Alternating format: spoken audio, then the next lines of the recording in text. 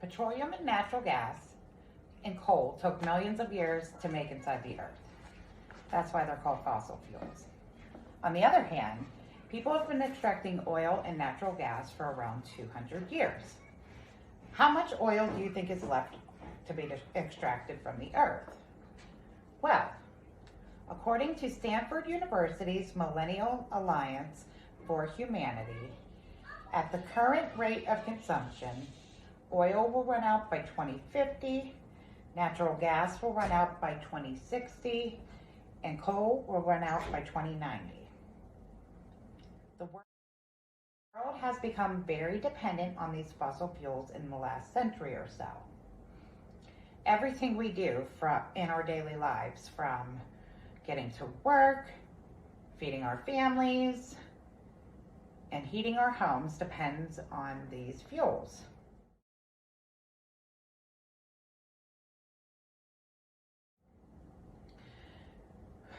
We are in a crisis when these finite resources that we depend on every day are almost gone. The answer to this crisis is renewable energy. Our society needs to have a plan in place on how to transition to renewable energy before these resources are gone.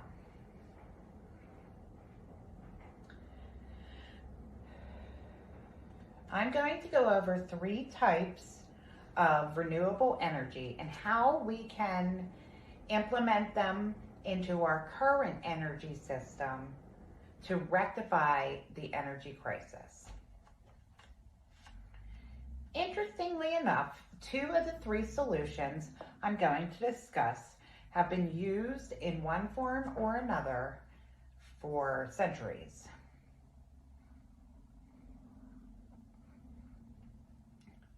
Wind power is the first renewable energy that I'm going to discuss today. Wind energy has been used by people to create energy since around 200 BCE.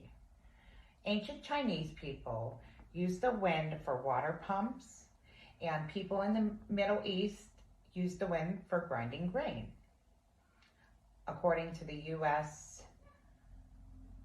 Energy Information Alliance. This type of technology uses a wind turbine to create electricity. The wind rotates the blades of the turbine, causing energy to be transferred to a generator. Wind turbines are placed in farms, offshore and onshore. Not the same type of farm you're thinking about. Offshore farms placed in the ocean where the wind is a lot faster. The problem with the offshore farms is there is a slight loss of voltage in transfer to the customer. Onshore wind farms do not have the loss of voltage from transport to customer, but have to deal with slower wind speeds on land.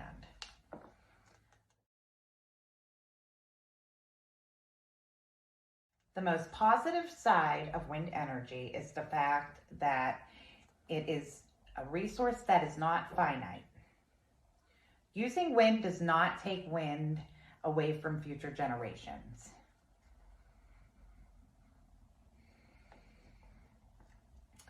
The next energy type I'm going to talk about is solar.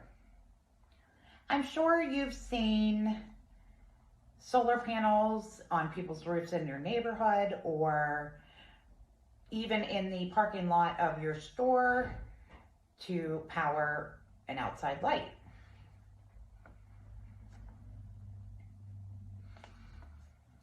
Yes, even in this cloudy environment of Western Pennsylvania, it is possible to create solar energy. Solar panels take the sun's radiation and convert it into electricity.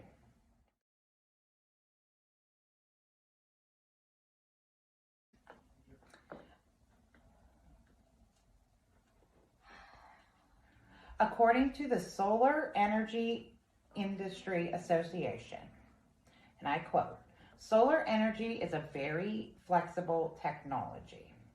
It can be built as distributed generation, which means that it's located near the point of use, or central station utility scale solar power, which is like a typical power plant. Solar panels do cost the most money up front to buy and install, but the federal government is giving homeowners a 30% tax credit for the installation on your home. Okay, and then the last renewable energy I'm going to talk about is hydropower.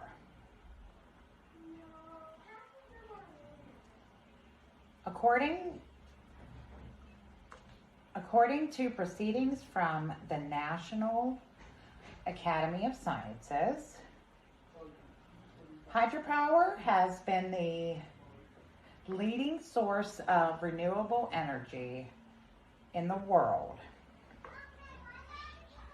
accounting for up to 71% of the supply in 2016. Hydropower has been used for 2,000 years in China, and the water wheel was invented in 13 BCE in Rome and Greece, according to the International Electrical and Electronics Engineers.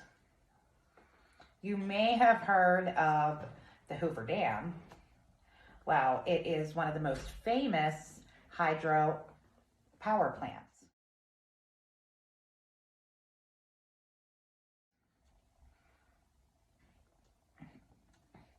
The United States Bureau of Reclamation states, when generating at full power, the 17 generators can supply all the electricity needed by a city of 750,000 people. Hydropower creates electricity by harnessing the flow of water from a high elevation to a lower elevation.